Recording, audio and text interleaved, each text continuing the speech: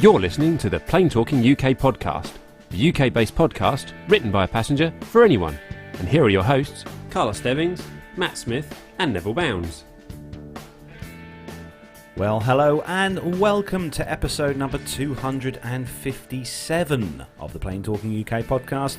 I'm Carl Stebbings, and joining me in the PTUK studios this week, as always, is my co-host Matt Smith. Well, hello everybody. How are we? Good. I had a lovely tea again, cooked by Mama Smith. Yes, absolutely. There's nobody better at churning out the fine goods than Mama Smith. It was lovely. Pork chops and sausages. Right, yes, indeed, absolutely. Which Alfie was giving me rude looks at all the way through the meal. No doubt, yes, with the indeed. sausages. So, indeed. But how are you, Matt? Good? Yeah, I'm good, thank you. Yeah. Yeah. Had a fantastic weekend last weekend down in where was I again? Somebody remind me. Not Nottingham. Birmingham. I keep saying Birmingham. Nottingham. Yeah, no, well, it was more Derby, really. I suppose Derby, the nearest town actually was Derby, and I actually did a little bit of plane spotting. You did? Yes. There we go. Now, ironically, so I shot a little bit of video. It's not very exciting, so I won't play all of it. Of course, unbeknownst to me at the time, I know, indeed, a little cheeky Jet 2 coming in. Unbeknownst to me, actually, and I didn't get my camera up and running soon enough, but probably one of the last ever fly VMI coming into the airport, which I just missed, which is a real shame. So yeah, absolutely. There's a few bits. There's 2 or 3 Ryanair come in, I think, as I say, Jet 2, and then there was that one. What is that one? That's a is that Jet 2 as well? A Sunwing? I think it's Sunwing. Oh, okay. Well, I don't know what that is. It's very colourful, whatever it was. Yeah. Anyway. They're on. I think they're on loan. I think they're a Canadian carrier. They're on loan to someone in this country. I think. Okay. Yeah. Yeah. So that's more or less what I got up to last weekend. There's Ryanair. Here comes a Ryanair. Yes. Yeah. What about you, Carlos? What did you get up to? Oh, last week. Well, this week, what have I done this week? Not a lot, really, actually. Right, no change I there. have a gig tomorrow night, so I was busy frantically cleaning the TriStar van this afternoon because it looked like I'd driven through a ditch backwards. Right. Okay. My van was not white; it was like a shade of brown. And anybody who has been lucky enough or unlucky, depending on how you look at it, to see the TriStar van, it's normally kept very pristine and shiny. I know, so, it's not like me at all, but it looks lovely now. Good. And I have a birthday party to do tomorrow night, which I'm looking forward to because there's lots of people here I know. Now, on the subject of birthday parties, obviously we've got the legend that is Sir Neville of Bounds, and of course we were talking at the beginning of the show. Actually, it's a certain Mrs. Bounds' birthday, I believe. Yes, Nev. It is. Yes, tomorrow is her birthday, so we're popping down the pub for a bit of nosh and drink. I know how to show my wife. Well, quite right. Yes, good man. Yes. So yeah, looking forward to that. No, it's been a bit of a busy week here. Lots of work stuff going on. Lots of video editing going on for my company. I seem to have volunteered to do various bits and pieces. So well my poor Mac has been melted flat out all week. Yeah. So, but no, it's been good actually. And isn't the weather so nice? I know it's not what people like Liz and co would like here, because Canada again is really going through it, but we're very fortunate here to see temperatures of 16 and 17 degrees. It's been crazy, isn't it? And we've got another probably 3 or 4 days of it, I think. Yeah, so it's supposed to be pretty good towards the end of next week as well, isn't it? It's supposed to be pretty good. Nev, do you think we're going to dodge the winter weather this year that we had last year? I think we've just fast forwarded right over it, so there'll be no snow whatsoever. Straight into spring, essentially. Yeah, absolutely. So but while we're talking about cold weather, of course, somebody is joining us from his penthouse suite again this week. It's someone who is in a bit of a cooler place in Europe, and welcome. Also, everybody be really nice to him because he's not very well. I know. Right? So welcome onto the show again. It's our awesome other co-host of the show, Armando. Hey guys, you always have a good way to make me laugh. It's more of a refurbished attic than it is a penthouse suite, but I'll take it. Yeah, quite right. Absolutely. Take whatever it is. Now, of course, what is the temperatures where you are, Armando? I mean, it's a little bit cooler than it is here. Yeah, it is a little bit cooler. I'm sure you can hear it, but I'm a little bit under the weather, probably just from the extreme changes of temperature between the Swiss Alps and the lowlands of southern Germany. So I may be a little bit quiet tonight. But it's safe to say, Armando, that you had a rather interesting experience whilst you've been there, haven't you? Yeah, we're going to hear about it a little bit later. I tried to do my best with some video and doing a segment, but did some skiing one day, and then I was trying to get over to the Pilatus factory, and it just didn't pan out. But what did pan out was actually awesome. Probably one of the best experiences in the air for me. But what did... Sorry, that was me. Sorry, I was pressing too many buttons there. I'm so sorry. Honestly, Matt. I can't get the staff. It's safe to say, guys and girls, for those of you watching the YouTube video feed, that later on in the show we're going to play a little segment that Armando did while he was flying in the Swiss Alps, and me, Matt, and Nev have had a good look at the video, and it is fantastic. It is. I can't wait to share it with everyone. I know we're going to play really that a bit later on, so make sure you stay tuned to see that video. So date time check. It is the 22nd of February. 22nd of February, guys. I know. Don't you do realise this time next week it will actually be the 1st of March already? That's mental. I know, it's scary, isn't it? How is that possible? Just coming up to 6 minutes past 7 on the Friday evening. And we've got loads of the usual family members in the chat room joining us this evening. A few names in there to mention. Liz Piper. Hello, Liz. Philip Davis we've got in there this week. We've got Neil Landwarn. Hello, good evening to you, Neil. Graham Haley. Chris Griggs is joining us this evening. We've also, I'm just scrolling up, Masha. Hello to you, Masha. It's in the chat room. Jenny in Rome. Hopefully the weather is I dare say she won't be here for long, though. It must be near dinner time. Dinner time, exactly, yeah. We've got John Picard. Hello to you, John. Any relation to Jean-Luc? Every week, I don't know. I'm sorry. We've also got the absolute legend, that is Rick Bell in the chat room. He's here for a short little stay, because he's driving into work to go into a sim this afternoon. So good luck with that, Rick. Mr. Trick, or as we know, Tricker, Mr. Paul Tricker is in the chat room as well this week. Neville Bounds is glad he's in the joining us in the chat room this week. He's our blue spanner of death. So well done to you. Yeah, I don't like the word blue and death. Frankly, if you could refrain from that, I don't want a blue screen or anything. Thank you. Keep moving. And we've also got someone who's just popped up in the chat room. Swiss aviation test. There we go. In the chat room. Excellent. Hello to you. Greetings. Greetings. Anyway, nice full. It's safe to say a nice full chat room this evening. Absolutely. So what we've got coming up in tonight's show? So we've got all the usual commercial news coming up, all the latest news from across the globe.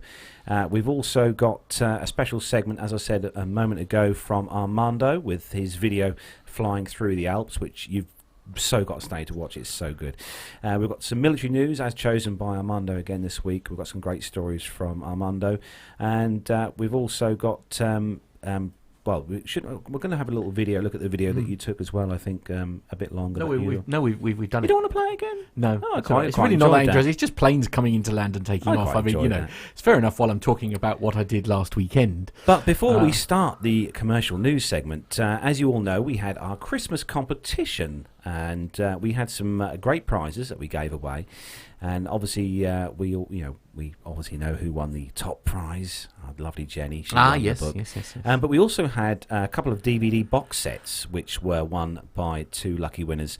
And the first one that won the War in the Air Daily Mail was Stephen Taylor. Now, Stephen sent us in a picture. There we go. For those of you watching, there's Stephen with his War in the Air DVDs. And Stephen, how cool a job has he got, though? The legend that is.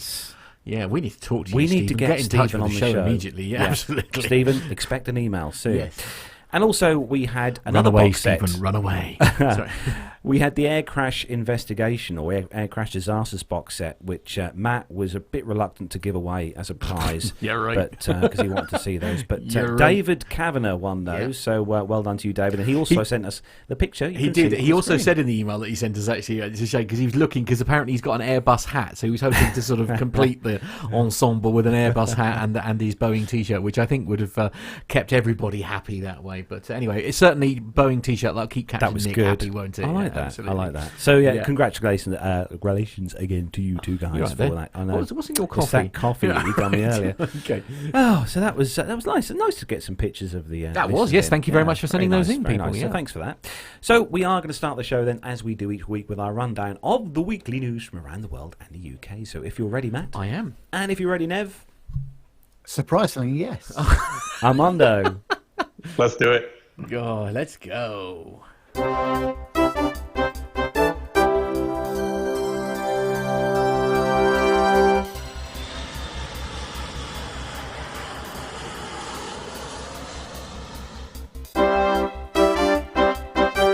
So, kicking off this week's first news story, this one is on the independent.co.uk.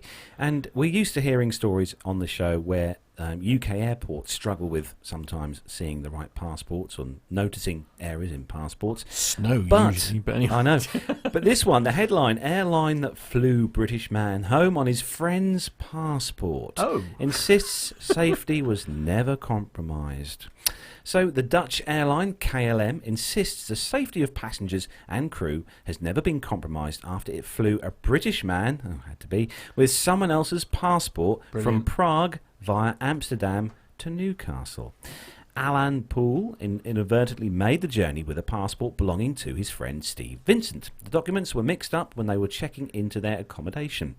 Mr. Poole went through the airport checks with his friends, passport control, the first leaving Prague, then a frontier and boarding gate check-in Amsterdam airport, and finally UK Border Force staff at Newcastle airport. A KLM spokesperson told The Independent in Prague that two passengers accidentally exchanged their passports. One of them flew from Prague to Newcastle via Amsterdam without it being noticed at the various airports that he was travelling on someone else's passport.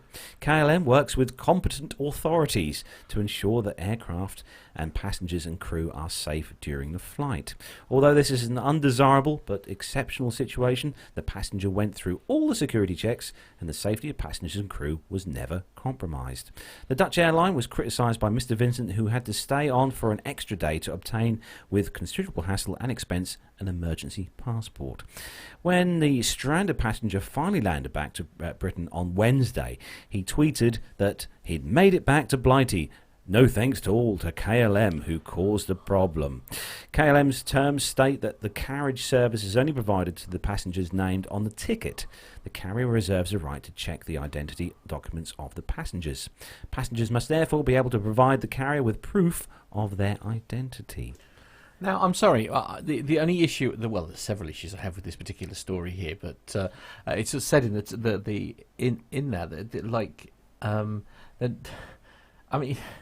it's not really KLM's fault that how did his friend end up with his passport? Never mind. You have a responsibility to look after your own passport. Is that if I went through Stansted with your passport, Matt? Well, I feel very sorry for you. I'm not going to lie. Absolutely. I obviously don't. If I were you, I'd be terribly offended. Yeah, whatever. I'd be terribly offended. If I was Carlos, I'd be terribly offended that I'm being confused as me, because it's like, I've put on like 6 stone. It's just like, go away. Nev, you've obviously flown through the Dutch airports and stuff. What does the security like for you? Well, it's pretty straightforward. You when you go through you check in, you show them your boarding pass or your app on your phone, whatever you've got, and then the next thing you do is you go through the passport bit at Schiphol Airport, and they look at your boarding pass and they check that the name on the boarding pass matches the one on your passport, and then they check it again before you get on the plane. So when you get to the gate, normally it's gate 24 if you're going back to London from Schiphol, and you go all the way up there and they check the passport against your boarding pass. So if you think of how many fails there's been here, so he's gone Newcastle, Amsterdam, Prague and back, only to find that he's on the wrong passport. So somebody is not checking the stuff properly here, and so this is just one example. And you have to say, how many other examples have there been? Yes, all right. There is no, as it says in the story. Clearly there's no major security risk. Both people were, UK nationals. They were welcome to come back to the UK. All right, they had the wrong passport, etc., etc. But I mean, there could very easily be a scenario where these people weren't, shall we say, Well, don't you think it's a pass-fail scenario? If I go into my bank and say, "Oh, my name's Matt Smith. I'd like to draw out the last £20,000 in my account," people are going to want to, well, they'll wonder why you've got £20,000 in your account to begin with, but secondly, they will go through a lot of checks to make sure that I'm bona fide and the right fella. And I think this is in the aviation world, certainly at the security part, because you've got a boarding pass with your name on it and a passport with your name on it. Those two have to match. That's it, isn't it? So I mean, essentially, multiple people have failed here, as you say, because there should have been at least 3 checks before he was sat down at his seat. Before he should have noticed before he sat down, essentially, that he was travelling. The ticket didn't match the passport. Is a bit of a fail. Armando, you look like you've got something to add. I think they are separate fails. I kind of expect this, or I would expect this from one of the outstations, but from Amsterdam and Prague, I'm not sure. So I'm not sure if the border forces are tied to the airline reservations, other than you scanning either your ticket or your mobile boarding pass. But boarding the airplane, that's really where I feel like it should have been caught.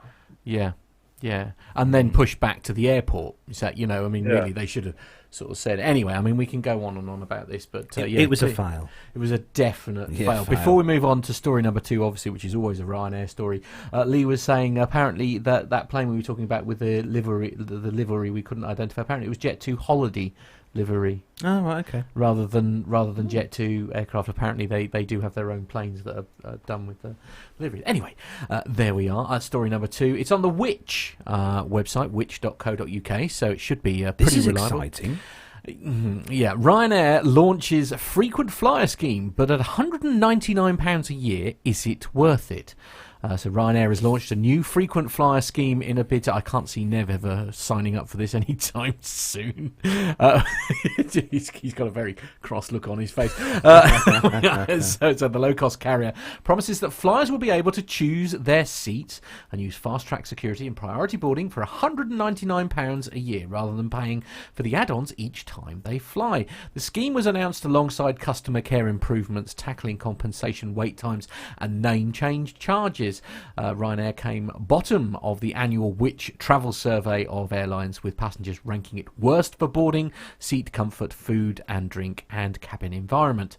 See our annual survey to compare the best and worst airlines. So how frequently do you need to fly? The new scheme, called Ryanair Choice, will allow passengers to add standard seats, priority boarding and airport fast track where available for £199 a year. But is it worth it? By using a one-way flight from Stansted to Malta in March as an example, you and your Malta, honestly, you have to fork out £24 for a standard seat, priority boarding and airport fast track. When we checked, so under the new scheme, on this route, travellers would need to fly 9 times before seeing any kind of savings. So compensation decisions, it says, the airline has now announced it will handle delayed compensation claims resulting from EU 261 within 10 days. Ryanair previously used airline resolution dispute handler Aviation ADR to deal with complaints. In the first quarter of 2018, Aviation ADR received more than 2,400 flight delay and cancellation complaints about Ryanair. In the same period, just 282 passengers were awarded compensation and 98 were told they were entitled to nothing, meaning thousands were still waiting for a decision. Which, the travel editor Rory Boland said, the EU 261 announcement is welcome if it proves accurate, but as we have reported on before, Ryanair regularly flouts the rules on EU 261. There is little point them making a decision in 10 days. Now, I have to say, these schemes, these flyer schemes and stuff, I mean, as you pointed out there in that story, these are all right if you're travelling lots in the course of a year on business or something, or you're making frequent trips all the time in Europe. But if you're only going to have 2 or 3 holidays a year, It's not really worth it. Well, it's not worth it. I mean, but to be fair, there are a lot of people who use Ryanair because it's a cheap way of getting about. I mean, there are a lot of business people. I mean, Nev, obviously, good Lord, no. But it's there are a lot of people who do use Ryanair literally to commute to places in Europe in order to be able to do business. So I suppose, I mean, well, as it sort of says in this example here, I mean, if you're flying, you need to basically do that. Do more than, let's say, 10 regular trips essentially to make it worthwhile. I mean, the article does carry on saying about name changes and cancellations. Among other changes, Ryanair said it will double the period after booking during which passengers can make a free name change if, for example, they notice an error with the spelling of their name. The window has extended to 48 hours, up from 24. Online chat service from June, the airline will extend the hours of its online customer support service to 24 hours a day, which says it will connect passengers in just 2 minutes. So, I mean, really, Nev, you're in a frequent flyer program. Oh yes, of course he is. Of course, that's a silly question. But with that program, is it a chargeable one? No, it's not. No. Okay. The only thing I would say is that I've connected my British Airways American Express card to it, so I get lots more points. But it does cost me, funnily enough, £195 a year. Really? Have the pleasure of doing that. So, but if I hadn't got the American Express card, then there's no charge for joining the regular Avios program, which is what British Airways is. Okay. Armando, are you a frequent flyer program chap? I am. Yeah, I don't pay for it, but like Nev, I have it linked to one of my credit cards, and so I'm a American Airlines frequent flyer, but it's only like $50 a year or something like that for that credit card. But then, it's worth it. But I mean, presumably, Nev, obviously the benefits that you get on that particular scheme are obviously going to be far greater than essentially what Ryanair. I mean, Ryanair are basically just offering sort of basically speedy boarding, aren't they? I mean, that's essentially what they're doing. So they've not really sort of pushed the boat out. No, they haven't. That's area. I don't No, think. it's only like £8, right? Yeah. Yeah. Well, I think they were saying it was. I think if you wanted to, for the bet, it would cost you. So again, so we're saying Stansted to Malta in March, it would cost you £24 to put if you were going to have those. So it was standard seats, priority boarding, and airport fast track. That would normally cost you £24, and that's the example it's giving. You've basically got to do 9 trips in order for it to essentially be considered worthwhile. But I mean, how does that compare? So I mean, what perks, if you don't mind me asking, Nev, what perks would you get as a BA Avios / American Express? I mean that does give you priority in terms of seat selection. You can get free seat selection. You get extra points when you're using your American Express card when you're purchasing on BA. And of course, I've obviously use my American Express for filling up the car with fuel and all sorts of other things and hotels, so that helps too. But when you buy BA products with it, you do get a lot more. But now, as I say, when I first took out the card, it was £150 a year. Now it's £195 a year. So you've got to say to yourself, is it really worth it? And for me, because the travelling I do, it is just about. Yes. Okay. I mean, you do a lot of flying, and obviously, Armando, you're in exactly the same boat. How does that the American sort of compare to the deal that Nev is getting with frequent flyer? Yeah, it's about the same. It's you get free upgrades and you get priority boarding and you can get changes. I think it's worth it for me, especially doing a lot of international travel. But I'm usually flying for business, which kind of takes me back to Ryanair. If you're flying for business that much, well, your company will probably pay the £8 for you to fly to get priority. So I don't know who's going to pay £200. Maybe a few people. But. Maybe that's what they're counting on. Hey, that's £200 that they didn't have before. So yeah, well, exactly. Yeah, that's the toilet or something that they can now afford to clean. Yeah, it doesn't cost Ryanair anything extra. Yeah, so. Exactly. So moving on to the next story, and Nev, a really good story here from CNN Travel about this amazing livery. It is, and it's been a social media explosion this week, hasn't it? Yeah. outlet has been showing it. And as Carlos says, it's on the CNN.com website. And it says that among the usual traffic taking off at London's Heathrow Airport on Tuesday morning was an eye-catching blast from the past, a retro-painted British Airways Boeing 747.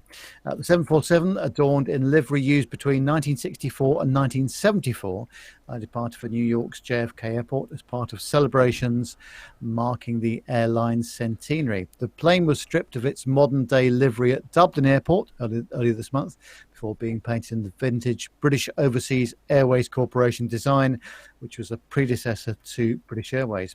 Large crowds turned out at Heathrow on Monday to welcome the plane, decked out in livery not seen for 4 decades. The plane will keep flying in its retro BOAC design until 2023, British Airways said in a statement. Tuesday's flight retraces the first route of a Boeing 747 took in BOAC colours. Enthusiasts can continue to follow the plane's routes across the world using the flight radar tracker, which will feature a special icon of the livery. The enormous interest we've had in this project demonstrates the attachment many people have to British Airways history, says the airline CEO Alex Cruz in a statement. In our centenary year, it's a pleasure to be celebrating our past while also looking to the future, he added. As part of the celebrations, last year BA took a look back at its 1,200-strong collection of eye-catching vintage posters.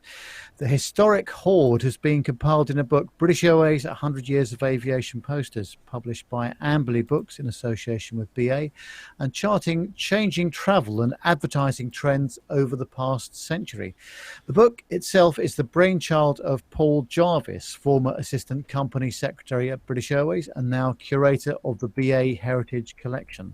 Many of the posters in the book are creations of British Airways predecessors such as Imperial Airlines, BOAC and BEA. British Airways, the company we know today, began operating in the 1970s when BOAC and BEA merged. And BA is not the only airline celebrating in 2019. The Netherlands airline, which is KLM, of course, and Spain's Avianca have both been in operation since 1919 and will reach their 100th anniversaries this year, whilst Australia's Qantas airline was founded in 1920. So, a lot of celebrations this week. And just today, British Airways have revealed the next one off the production line, which is going to be a BEA A319-100. So that looks going to be very nice indeed, isn't it? Actually, awesome. It's worth saying, Tony in the chat room here, he said I may be being slightly biased. Where are we? So I'm not sure if I'm just being patriotic, but I think that is the best retro livery. I think he's right. I should just say, actually, the picture of those of you watching on the YouTube feed, actually, the picture behind us is of that very same plane arriving at Heathrow, very kindly sent to us by Graham Haley of Griffin Photography. I assume he was at work when he took this, or perhaps he went into work for it. I was looking at this picture when you put up on the screen, Matt. Nev, don't you think, right, if you take the winglets off that and changed it so there were less windows on the top deck, because the 100 series only had 3 windows each side on the top deck. Oh, I see. Yes. Yeah. How similar. Now, the only, I don't like to criticise BA, as you know, but what? I have to say that the livery on the engines, it does look like someone's just stuck them on there. Oh, really? And I think they could have done slightly better, but fair enough. But I see what you mean. Yeah. No, I'll give you that. They have done a great job, but that's just looks like a slight afterthought. Oh God, just forgotten something. I know. Let's just go down to Office World and something. No, I mean, I wonder, you might remember this, but because a lot of the American carriers, I mean, didn't we? Is it Cathay? Which one is it? Cathay Pacific that doesn't exist anymore, something like that. Isn't there one of the ones that, and whoever it was that sort of merged with them or whatever. There's been quite a few. There's quite a trend for this, isn't there? Especially in the States for like retro liveries. Yeah, absolutely. I know Piedmont, Ozark, Mohawk, all those airlines kind of got absorbed by somebody bigger, and most of the big airlines have every once in a while they'll throw out a retro livery.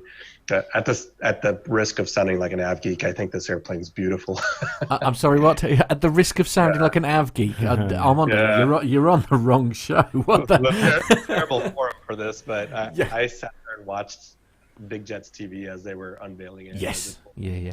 I don't think you were alone there, to be fair, mate. I don't think you were alone at all. Do you know, just to make sure, I wanted to make sure that, to keep Nev happy. But right. Nev, I have just checked on the old pictures, black and white photos of the 747-100 that BOAC used to use. Oh, it's the same livery on the engine. And it is the same. Yeah, they have got it right. Yeah. Oh, okay. Even that well, shocks me. I take it all back then. But yes, I just think. Well, of course, we haven't seen the livery for so long, so it's difficult to compare it, isn't it? Really. But it's if you just do just a Google search on BOAC and then click the images, it's on there. But no, it is correct. He's putting me under pressure, ladies and gentlemen, to try and do something on the fly here. What I really enjoy though is when they go back to the all polished aluminum paint scheme. Yeah. Oh yeah.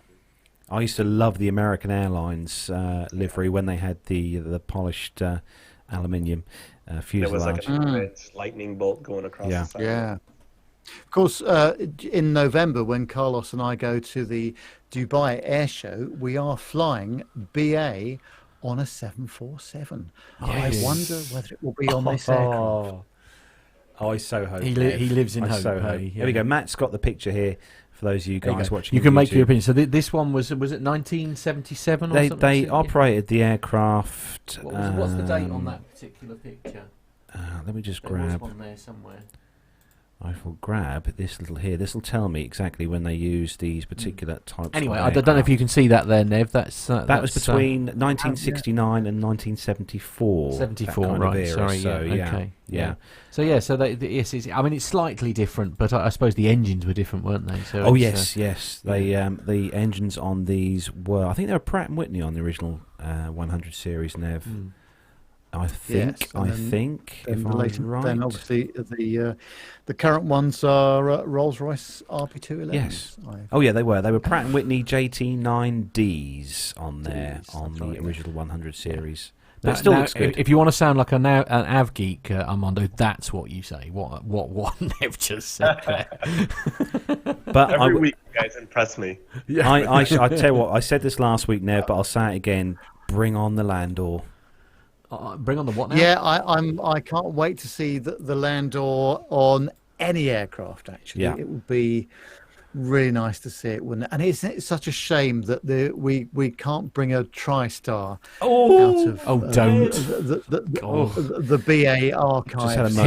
He'll need a moment alone if they do. That's that. All right. I've got one at home on the shelf. He'll get a nosebleed. He will. But, so let's go with your version. That's a lot cleaner than mine. Yeah, he'll get a nosebleed. I'm going to make a prediction now, right? I'm going to make a prediction now, guys. I reckon they're going to bring the Landor livery out on a 777.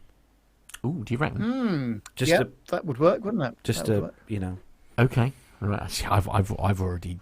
If I had to say something very controversial. Oh, hello. Go on. Why not? Obviously, because BA do have the A380 in the fleet. I don't think it would look good on a 380. Oh dear! Now, how dare you? Just have to say that. That's outrageous. Yeah. Anyway, moving on to the next story, and Armando, this one is a bit of a spy story for you. Ooh. Yeah, this one's from collegetimes.com. Singapore Airlines insisted Thursday that cameras on its plane's entertainment systems had been disabled after an outcry online from worried passengers who spotted the tiny lenses peering at them. Oh. Travelers took to Twitter and other social media to raise the alarm over cameras at the bottom of seatback screens on a number of Singapore flag carriers' newer aircraft. Just found this interesting sensor looking at me from the seatback on board of Singapore Airlines. Any expert opinion? Said one of the passengers.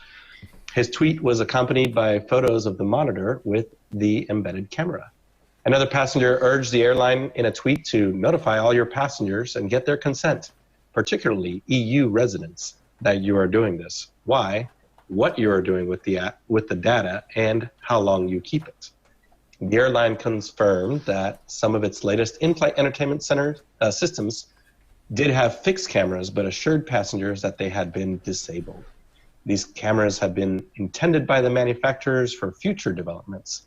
They've been permanently disabled on our aircraft and cannot be activated on board.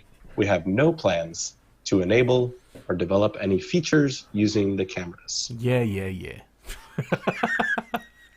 What do you? Yeah, that is a bit of an odd story, isn't it? Yeah. Why are they there in the first place? Yeah. Do you know all the IFE systems that I've seen on aircraft, and I've never seen, because you'd be able to see that it's like a laptop. Well, I don't know though, because you'd be amazed how you can sort of very easily hide one in a bevel or something. I mean, it really wouldn't be difficult to disguise one, And this is obviously something where somebody has sort of, I don't know, perhaps they've caught the light differently for whatever reason, and then they've seen it. I mean, in a security kind of way, I suppose it would be, I don't know.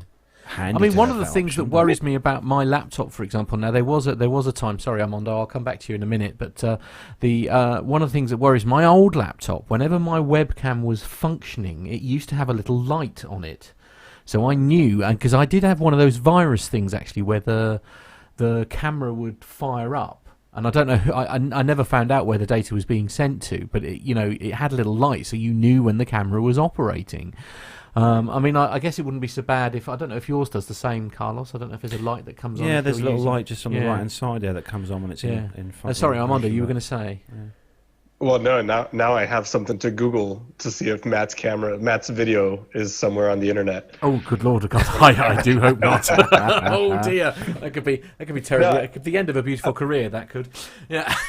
No, I would have thought it was some kind of photo sensor, maybe a future thing that they were trying to work on, where maybe the screen does an auto dim thing, but possibly.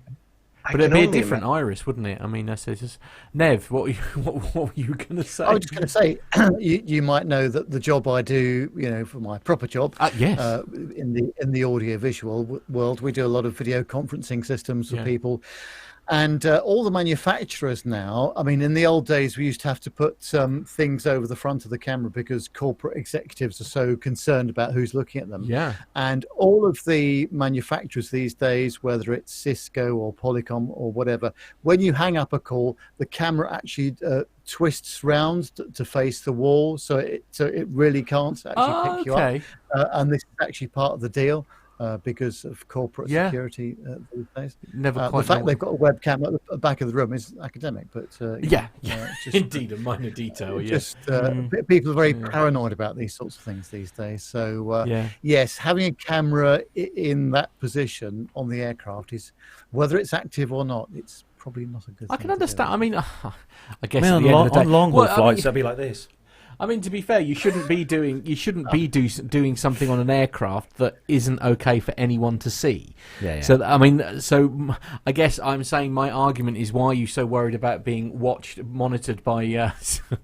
Sorry, it's Lee's message just about the livery on his tri-star. Blah blah blah. Anyway, calm down. Oh dear. For those of you watching who wish to know what the Landor livery looks like, and this is the issue. This is why aeroplanes shouldn't have cameras, because if Carlos is on them, who knows what it might catch up. But I'd like to think that if the camera was watching me from the seat back entertainment system, it would see me going like this out the window.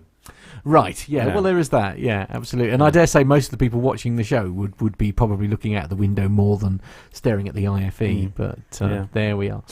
So next story is on the cityam.com website.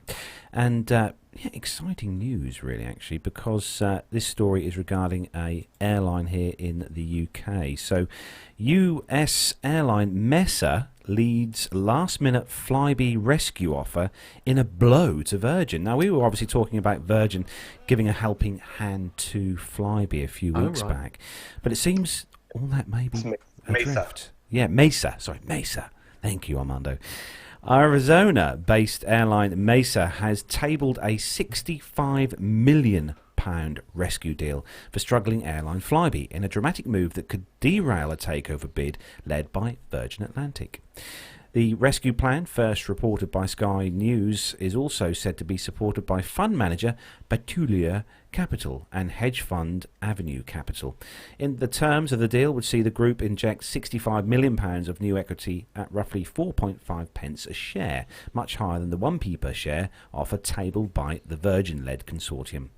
Mesa's offer would also include debt facilities, taking the total funding up to 120 million, and is subject to Flybe rejecting Virgin's offer.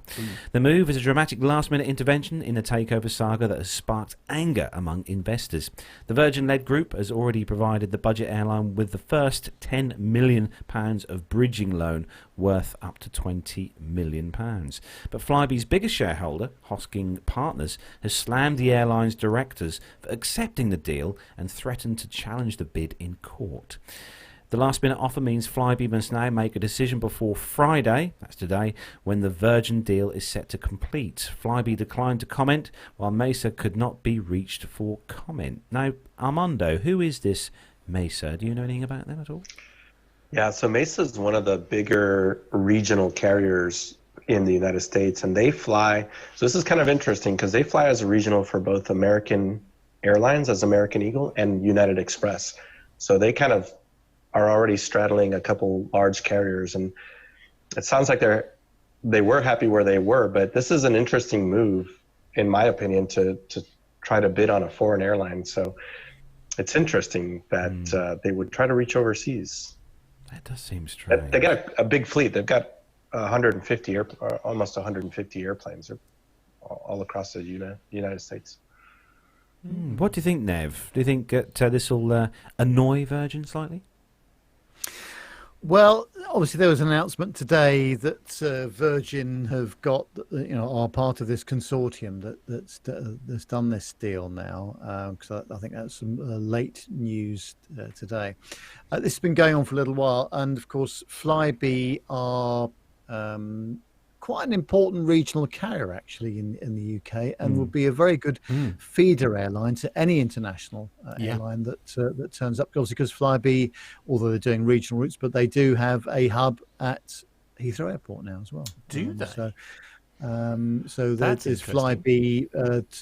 I think now it's the only turboprop aircraft that flies in and out of Heathrow. It used to be KLM's Fokker 50 back in the day, but that stopped some time ago. Is there a small part of me that finds that quite exciting, that there's still a little turboprop that goes into and out of Heathrow? I think it gives I think Graham in the chat room and our good friend Adam Spink, that they've both been talking about Flybe aircraft, mixing it with the big jets, and obviously there's some speed control to think about, and wake turbulence and all sorts of other things. But I think they've got the operation quite nicely sorted out now. But in terms of the importance of the airline, I think it's actually quite an important airline for the international carriers when they want some regional connections, within the UK. Well, you said they're a perfect feeder crew. Fleet. And that may be what they're going for. Mesa is, hey, so there's a certain model that works in Europe that has not really caught on in the US, and they may be trying to see how regional airlines operate in Europe and try to bring that and give them an advantage in the US. Or they could be trying to bring the US model to Europe, which will never work. Right. Okay. Well, you seem very sure about that, Armando. The next story is another very similar kind of theme, actually. Matt. Yeah, which again, this one actually was surprising for me. Yeah, I was sort of reading ahead before we sort of moved on. It's this is on the Bloomberg website, and the headline is Delta EasyJet are in advanced talks for Alitalia revamp, which is that's all kinds of that's things all going kinds on of there. weird going on there. So Delta Airlines and UK discounter EasyJet are moving towards joining a rescue of bankrupt Italian flag carrier Alitalia SPA, or is it Alitalia SPA or Alitalia Just SPA? Alitalia. We'll just go with Alitalia then. The two airlines are interested in potentially teaming up to run Alitalia with Italian state railway Ferrovie. Jenny, where are you? you? Jenny, where are you? Anyway, an Italian state railway company, the company said Wednesday that this particular consortium is taking the lead on the latest bid to revamp the Italian carrier, almost 2 years after the airline was placed into administration for the second time in a decade. Discussions among the potential partners will focus on the definition of the main aspects of the new Alitalia plan. They said in a statement, EasyJet confirmed on Thursday talks on forming a consortium to explore options for the Italian carrier's future operations. I presume they are still flying then, is that correct? So although they're sort of essentially in administration, they are still functioning. Is that because they are government backed then? Is that when you think, obviously, you've had Fly BMI that went under last week. I mean, it just seems very strange that, normally being put into administration is the end. They're still flying, but just looking at their profit from at the end of 2017. Hang on, sorry, it's answered my own question here. It says the clock is ticking. Keep reading the story, Smith. The clock is ticking for Alitalia as it burns through a €900 million, that's $1 billion state loan. The airline halved its loss before certain items to €154 million last year, according to union UIL Transporti. Now Alitalia is seeking international partners to stay afloat in a market where fares are under pressure and industry consolidation has left it dwarfed by rivals. The Italian government stands ready to participate in establishing a new Alitalia, provided that the troubled airline's forthcoming business plan is sustainable and meets European norms. The Prime Minister of Italy, I'm not even going to try and pronounce that, said in a separate statement. Giuseppe Conte. Oh, very good. Oh, Prime Minister Giuseppe Conte. I could have said that. Okay. Never mind. Anyway, the joint approach, Italian Deputy Prime Minister Luigi Di Maio. I need to lie down. Is scheduled. Should we get Jenny on the phone? Yeah, we need Jenny on the phone to meet Alitalia's unions Thursday in Rome. People familiar with the matter said EasyJet cautioned that there is no certainty that the talks would lead to a transaction. The Luton, England-based company, Europe's number 2 discount carrier, once took on Alitalia in the lucrative market for flights between Rome and Milan before being repelled. Following reports in Italian media over the weekend, Delta confirmed its plan for a partnership with EasyJet. The US company said late Wednesday that it had submitted a non-binding letter of interest to the train company about a consortium approach in a future Alitalia together with EasyJet. Neither airline disclosed details of their possible roles in resuscitating the Italian airline. So I'm just intrigued to know what is in this for Delta. It's the long haul market. So Delta doesn't have a big presence in the long haul market over here in Europe. Right. And I think it was back in November that Delta made a single offer by themselves to buy Alitalia, and it didn't pan out. And then I think separately EasyJet had made an interest in it. And I think what they're trying to get at is EasyJet would get the short haul airplanes and Delta would get the long haul routes. Oh, I see. Right. Okay. So it's sort of like, sort of interest, if you like, for both parties, and they can pick the bones out of the bits that they're interested in. It's like Alitalia is a pork chop, and EasyJet want the sort of the rind, the fat, and Delta want the actual meat. That is the most horrendous analogy I've ever heard. Nev, please rescue this story, would you? Yeah, absolutely, yeah. Okay. Of all the analogies you could have gone with, it's just pork chop, right? Okay. Sorry, I thought we had the tea. Sorry. Right, well, yeah, I know, but wow. Okay, and on that bombshell, I think we should move on to another story. Nev, what have you got for us? Sometimes we need to find the right person to read these stories. I am not the right person to read this story, and if only we had Captain L on the show, you'll see why in a minute. But it's on the simpleflying.com website. It says that British Airways sent some passengers to spend the night in a brothel after a couple of flights got cancelled. Other passengers had to spend the night at the airport because BA said that there were no hotel rooms available. Right. So what are the details? Well, last Wednesday, February the 13th, BA cancelled 2 flights which were departing from St. Lucia. The first one, BA 2159 from St. Lucia to Grenada, was supposed to depart at 4 p.m. and arrive at 4:50 p.m. The second one, BA 2158, was scheduled to depart St. Lucia at 8:45 p.m. The flight was bound for London Gatwick, but it was delayed a few times before British Airways decided to cancel it. It is not clear why the flights got cancelled, but we do know, however, that the cancellations left numerous passengers stranded at the airport. The crew and some passengers were put up in hotels by British Airways. Other passengers did not get that lucky, though. Some of them were sent to an accommodation that turned out to be a brothel, whilst others were forced to spend the night at the airport sleeping on the floor. This group reportedly included several seniors in their 70s and a single female passenger.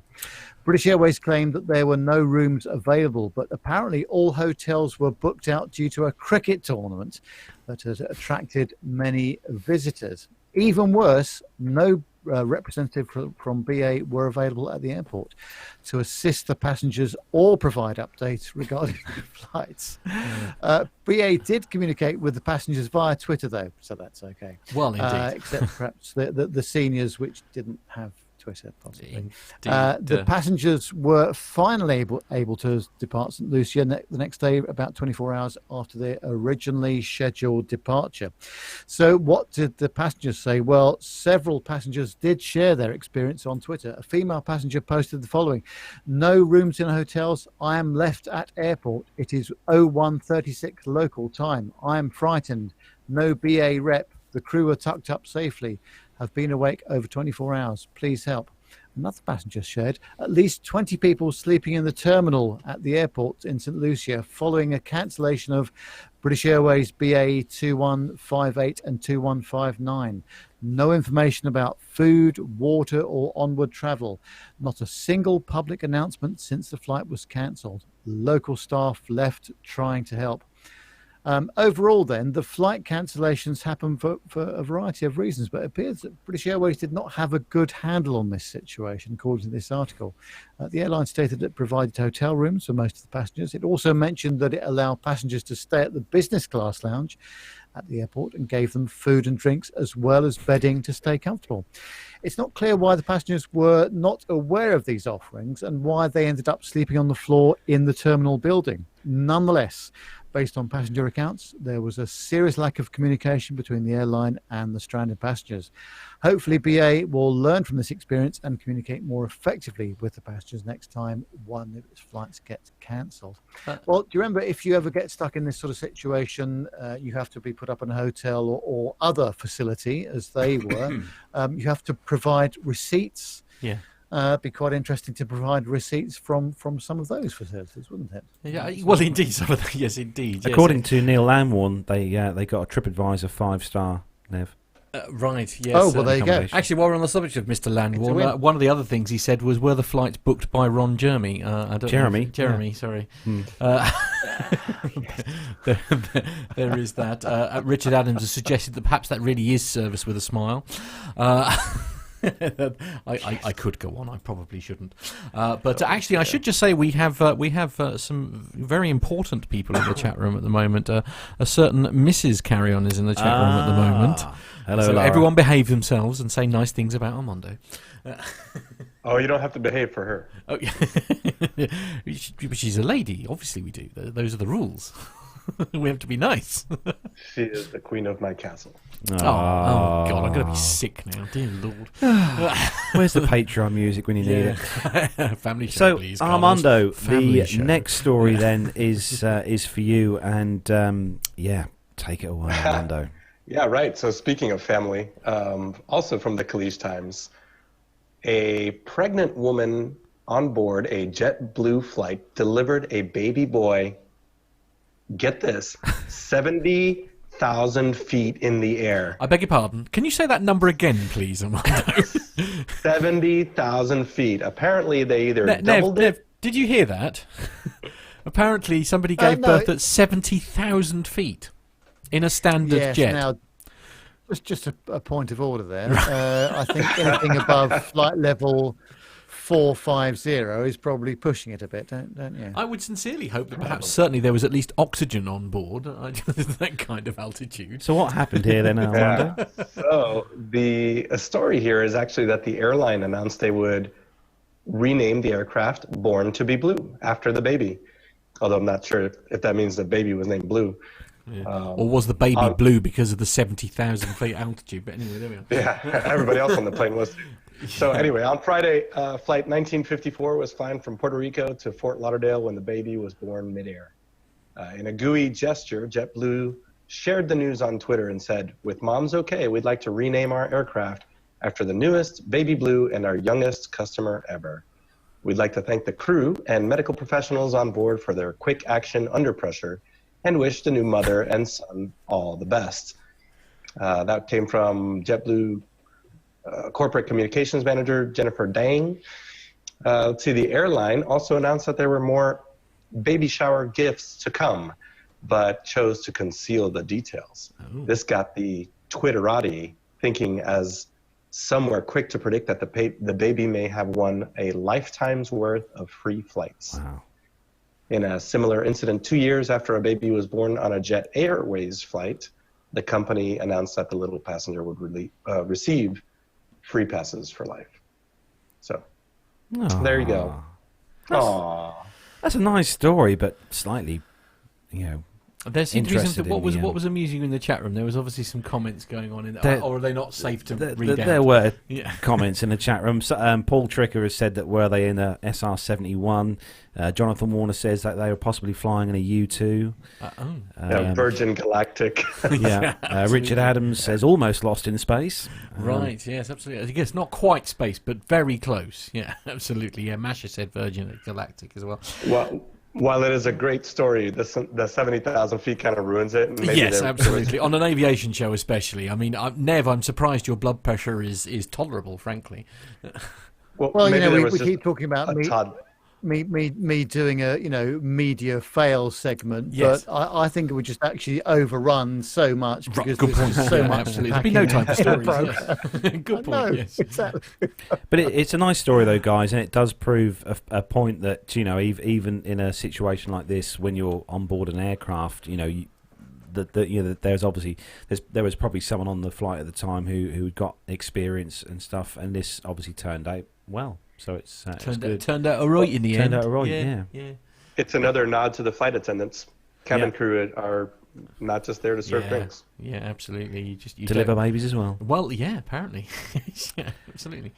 So moving on to the next story, and this one is on the flyingmag.com. This one is, and just boosting. Oh, typical, isn't that? So I'll start reading it, shall I? Well, yeah, okay. Oh, here we go. Oh no, this one is all about. We've talked in the past about aircraft being used as hotels, like the one in, I think it's in somewhere in the Netherlands or Amsterdam. They've got one of these 747s as a hotel. But the headline on flyingmag.com is Boeing 747 arrives safely in hotel garden. Now, Matt will put the pictures up in a second, but this is quite awesome. I don't know if I want to. What could possibly be as impressive as a hotel with its own Boeing 747 decked out in the company logo, except being able to view that airplane from the front door? Amsterdam's Corendon Village Hotel added a retired KLM 747 to its property a few weeks ago. When the aircraft was moved to the hotel's garden from the Amsterdam's nearby Schiphol airport, the hotel plans to transform the airliner into a 5D experience for visitors, moving the 160-ton airplane from Schiphol Airport to the Ron garden. Jeremy again. Sorry. Was no small task, however. The eventuality consumed 5 full work days for moving company hired for the job. The Boeing was taken apart at Schiphol's airport and hoisted onto a trailer for what turned out to be a nearly 8-mile journey across the airport and adjacent land, crossing 17 ditches and a major highway along the way. Once the 747 reached the hotel, it was reassembled and mounted on a steel and concrete structure built specially to hold the aircraft. Once the project is completed, visitors will be able to walk on, over and under the aircraft and visit places that are normally not accessible to the public. According to eTurbo News, that tour will include a chance to walk the length of the 747's nearly 100-foot wide wing. Visitors will also be able to experience a journey through the history of flight. The highlight of the trip is the 5D experience, in which they can experience flying in all its facets. And Matt obviously put the picture up in there while we were doing that. And I have to say, if you're staying in that hotel and... I'd be more impressed if that's where they landed it rather than sort of took it apart and sort of dragged it across. I'd be much more impressed if it sort of got there under its own. But this is great. This is like, because normally these airliners get flown out to a breaking yard and they get just destroyed and broken to bits. But turning it into kind of a learning area as such for people is a really, really good idea. And I think I need to go to one of these hotels. I really do. Yeah. What do you think of this, Armando? Yeah, I think this is great. There's a museum that I went to outside of Heidelberg. This was a couple of years ago, called the Technik Museum in Speyer. And they have a 747 that's up on a big platform and it's sort of at an angle. And it's so impressive to be able to just walk around a 747 with nothing but time. And that particular one they have stripped out, so you can see the pressure bulkheads and you can see a lot of the ribs inside it's so amazing. So if they get a chance to let people walk out on the wing, I think it's just amazing when you're standing on a wing of 747. You really get to appreciate the size. That is good. No, I'm going to have to take a trip and stay in that hotel. That hotel. I forget where it is now. I have to look that up on Google and see what it is to stay in there. Because you've got to look at that, mate. You've got to see it because it's really cool. They've taken the interior of a 747 and turned it into a hotel. Does it appeal to you, Nev? Yes, it does. And but I'll probably be going on my own because probably Mrs. Nev would be less interested. Yes, indeed. I think Carlos would be also in the same boat there. Gemma couldn't think of anything worse. I think so. And I have to say, there is on that hotel I've seen, the flight deck is like the numero uno room, the best room, and I think that's where Nev and Mrs. Nev will be going, I think. Right. Okay. Or Mr. Nev on his own, by the sound of it. Anyway, there we go. So, Matt, the next story for you is a bit of a droning story. Yes, indeed. It's sort of I think it was in Dubai that we had last week. We had sort of more drone sightings at airports. This week, it's the turn of Dublin. CNN is the website. And the headline, drone sighting at Dublin Airport brings flights to a temporary halt. Dublin Airport temporarily suspended all flight operations on Thursday following a confirmed sighting of a drone over the airfield. For safety reasons, we are temporarily suspending flight operations at Dublin Airport due to the confirmed sighting of a drone over the airfield.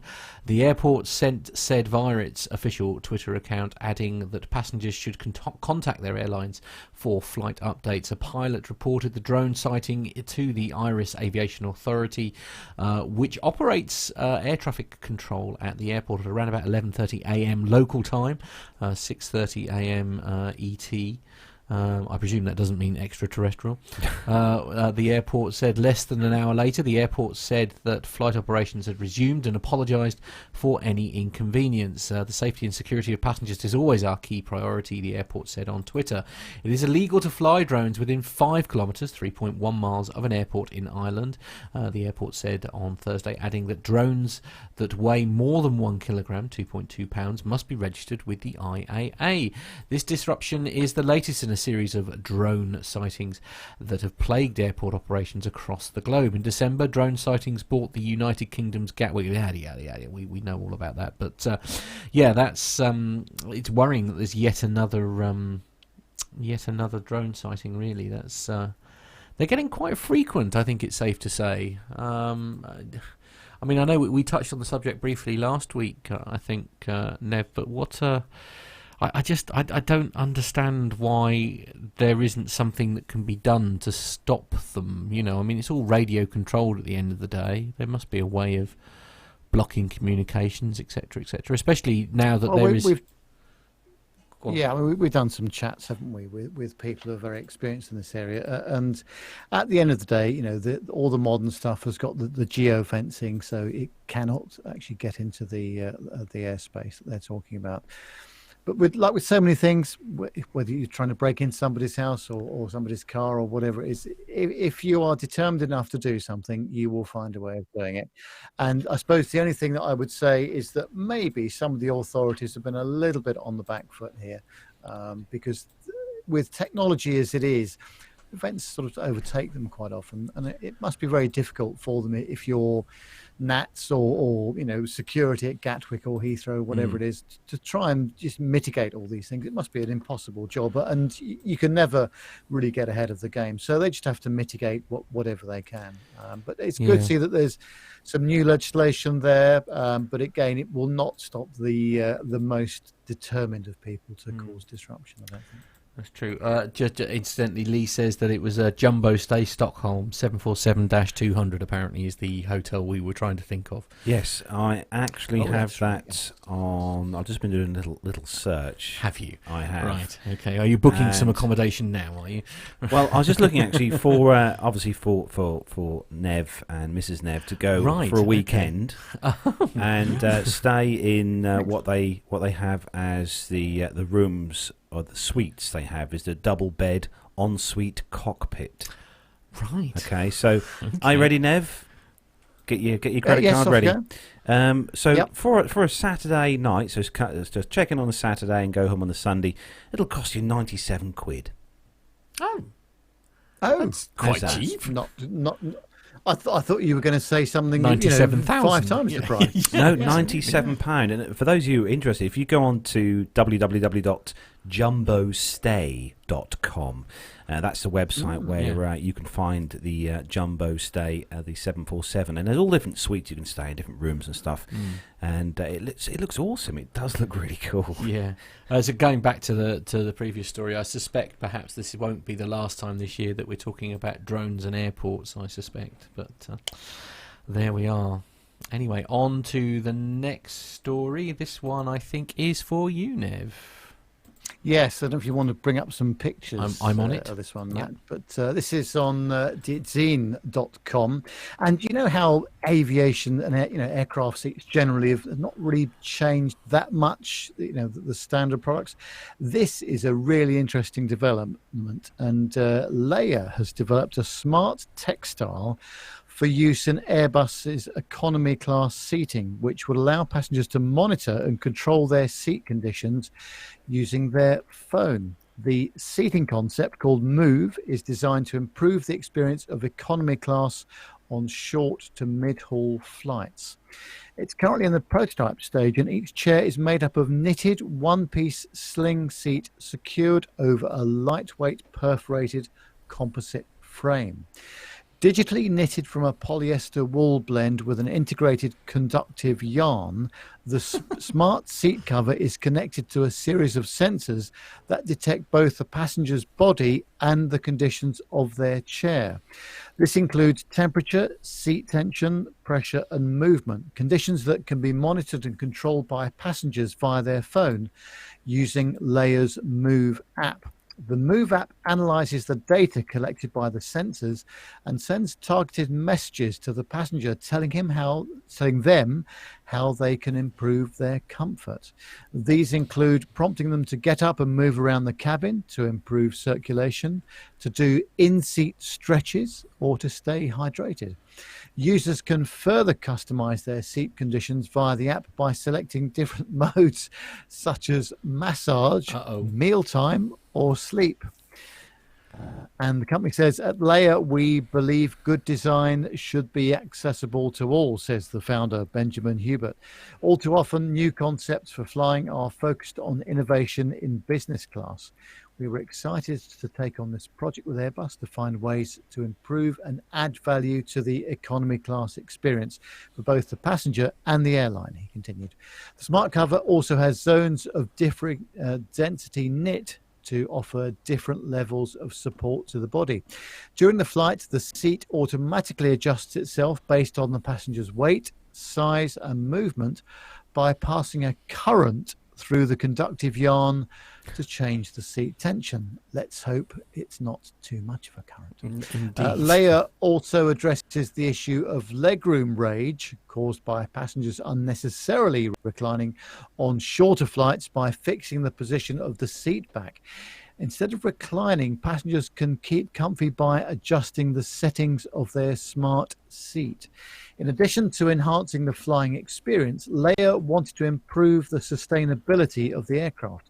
Both the knitted seat and its lightweight frame, made from aluminium and carbon fibre, significantly reduce the onboard weight, bypassing the need for unsustainable foam, which is a material typically used in aircraft seating, and improving fuel efficiency for the aircraft.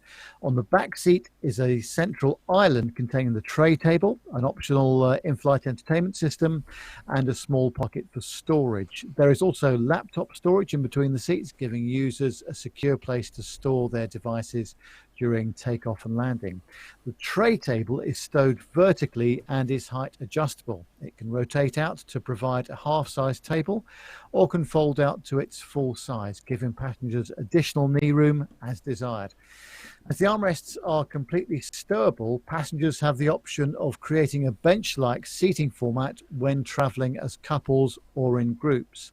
Thanks to the pressure-sensitive yarn, the seat can detect if passengers have left a device or object in the pocket and will notify them after landing. Move is not the only project by Leia that is tailored to the user's needs.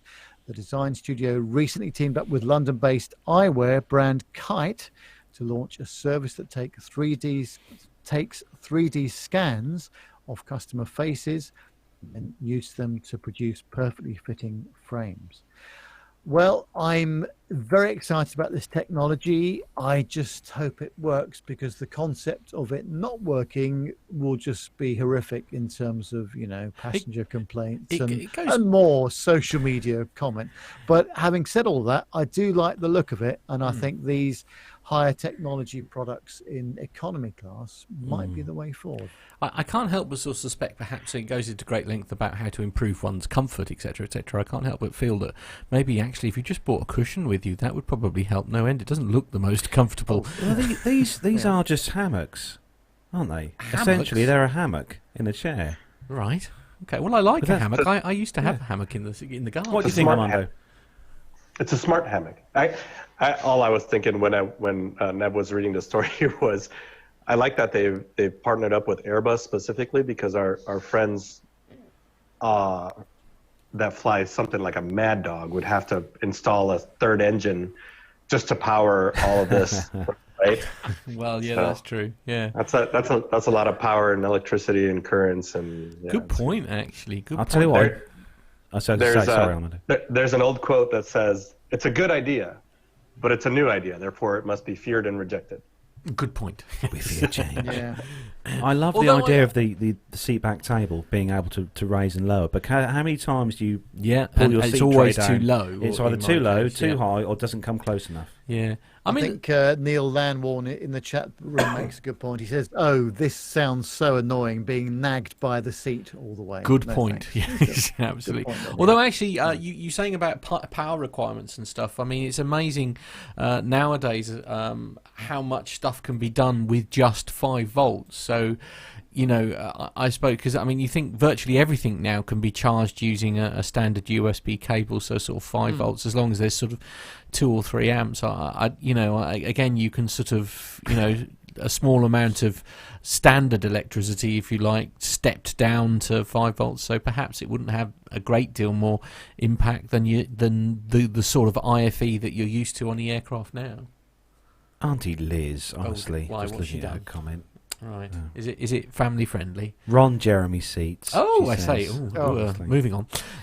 Actually, Neil Lamworm makes a not good again. point. He's on fire today. I know, and Neil, I'm scared. Cast your mind back to the real early days of aviation, when passenger aircraft had those rattan kind of sort of seats. The old patio furniture kind of seats. Yeah.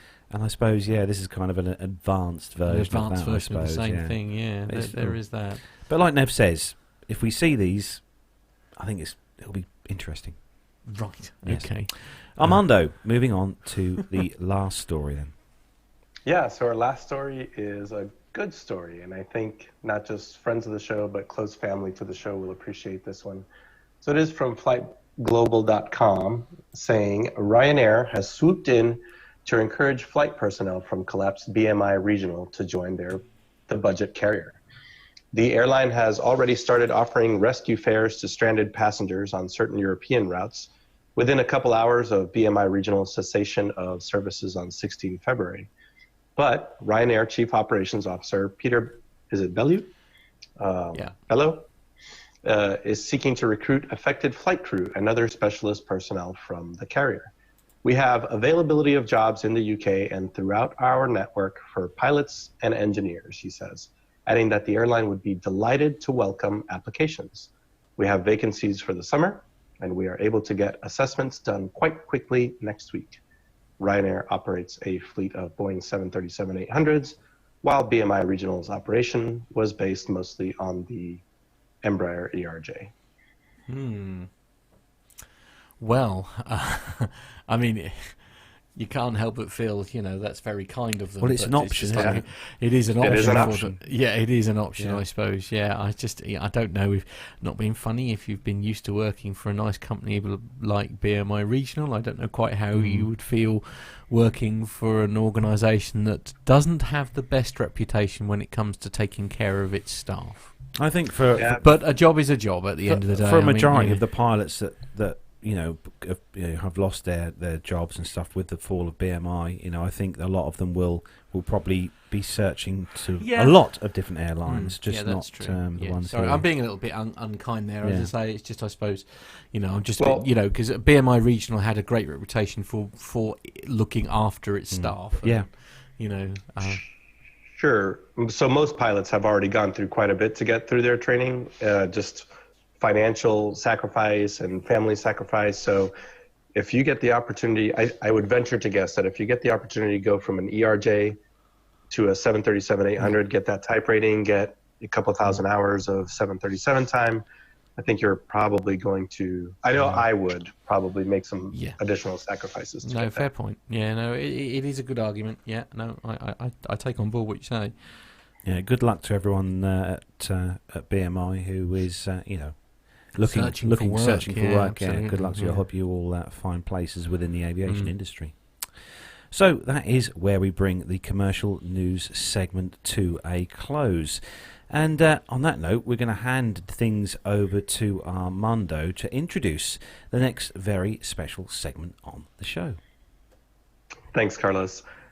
So this is my attempt at appreciating how much work Matt and Nev do in video editing and syncing up audio. It is incredibly difficult. And this last weekend, I was down in Switzerland doing some skiing, and I tried to get with Pilatus Aircraft, tried to get an interview with their media department, but it just didn't line up. So instead, I found Mr. Jan Spijker, who is the airport manager at Buox. And he offered me a flight in his Beach Sundowner, which I think we've got some video. Hi guys, I'm here with Jan, who is the airport manager here in Buox, Switzerland. And he has been gracious enough to offer me a flight via the Wingly platform up through the Alps. And I think it's going to be just a great flight. So Jan, why don't you introduce yourself real quick? My name is Jan, working since 12 years here in Buox.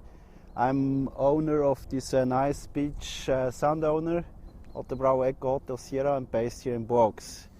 And we try to fly around the Alps. The weather today is quite good, and blue sky, calm, the wind is calm, and hopefully we have some good flight. So what are we going to go see around this area? What are some of the highlights? We depart here on the runway 06 and fly to the east, and we want to pass the Gotthard, a key point in Switzerland. Then flying towards south and cross the Nuffenen Pass, and maybe it's also possible to fly via the Jungfrau Joch back to Buox.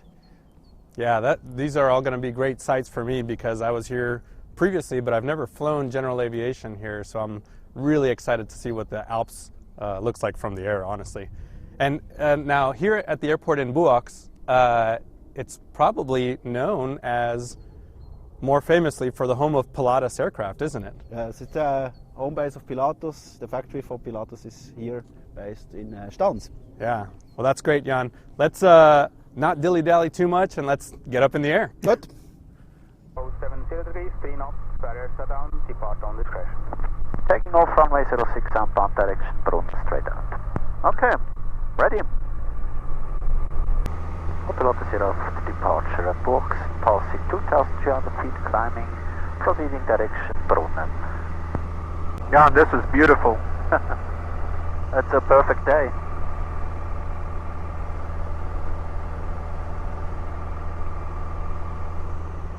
And you know the Swiss official knife? Yeah. The factory is here in the next village close to this mountain. Yeah. It's Schwyz. So now you can turn 90 degrees to the right. On my right side is clear. Clear, right?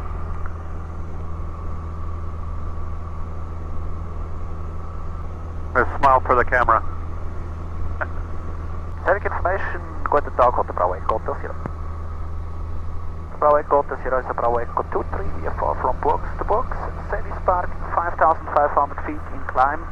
Routing is via Gotthard, Nuffene, Grimsel, back to box. Now close on the right side, it's Rütli. It's the in the history of Swiss, was the founding point of Switzerland. Really? Yeah. No, I've been flying for 22 years. Yep. This is probably one of the most beautiful scenes I've ever experienced. Now, do you have to do any special mountain certification? In the PPL basic school, you have in the program 45 hours flight time, and during this training you make two flights and cross the Alps. Okay. So in Switzerland you must every time able to turn around back from the mountain. Yeah? Okay. Fly enough high over these key points, cross a key point in a 45 degree track, so that you're able to see to the other part, and in case of you can turn back. Now we are in the Orner Reustal. It's a connection from the northern part of Switzerland to the southern part of Switzerland. That's the highway A2, and also the railway to the Gotthard. And now that's the next valley. So at our 1 o'clock position, it's the way to Gotthard. Yeah? It was a key point in World War II. Switzerland was neutral, and that was the key point. Was this Gotthard? So you know James Bond? Yeah, of course. Goldfinger. Was filmed? Yeah. Was this the beginning of the movie? No, the beginning of the movie was the beginning was because that's where the Pilatus goes downhill, right? No. It was Goldfinger, the 63. Oh, the original. That one scene was by Stans by the Pilatus. Yeah. It was they were at the position as Mr. Goldfinger make the car in gold. So now we crossed the Alps 2 times. The first is now from the German part to the Italian part of Switzerland, and then from the Italian part next to the French part. And maybe we are able to see the Matterhorn from the next point. Is it always this smooth? No. No. It's today. It's a perfect calm day. Yeah. So extra for you, my friend. This one, the peak, it's Matterhorn. The world famous. The world famous Matterhorn. Yeah. So that's a glacier here. can see the snow here in between. It's glacier, it's ice. Oh, on the whole year it's ice, yeah. And it's the water for Switzerland, drink water. Hotel Lotte Sierra is Concordia Platz, 1,500 people sitting Jungfrau Joch and then to Grosse Scheidegg. Hotel Lotte Sierra, Roger. So now the next highlight of our flight is cross the Jungfrau Joch, and I will cross on the right side of the station, and you can make a picture to the station up there. Jan, even though we're not done yet, thank you so much. This is an amazing. That's the top of Europe. It's one of the highest public point in Europe. It have a railway from Buren up to the top of Jungfrau Joch. On the left side, so at 1 o'clock, it's a restaurant up there. It was Mr. Blofeld's headquarters. Hotel Lotte Sierra is a Schildhorn at 1,000 feet, making a 360 and then proceeding to Grosse Scheidegg. Behind this mountain, it's a glacier. The name is Gauli Glacier, and that's a Dakota, U.S. Dakota on the glacier. Oh, really? In the 40s, they flew in a bad weather and touched the glacier in a straight level flight. Yeah. And it was the first rescue mission with planes with skis. Oh, wow. All the passengers alive this issue, and they are rescued by the Swiss Air Force with Wieseler Storch, German plane, Stoll plane. You do what, 2,500 or 2,500 on the pattern, or? It's a higher pattern. It's 4,000 feet. But anyway, it's after we cross the highest point here, it's Bürgenstock, and this one is the new Bürgenstock Resort.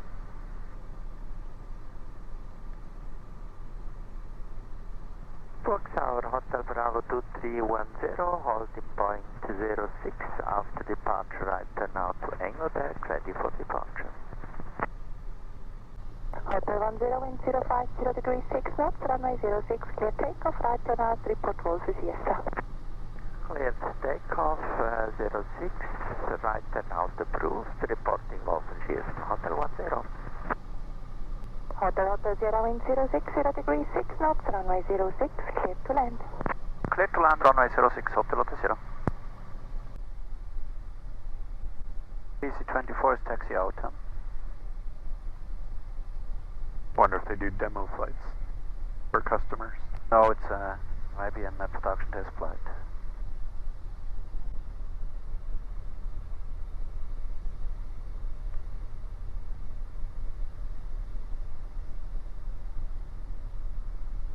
Guys, I gotta tell you, that was an amazing flight.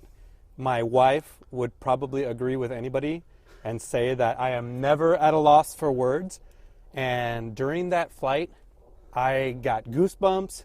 It was, in 20 plus years of flying, probably the most amazing views I've ever seen in my life.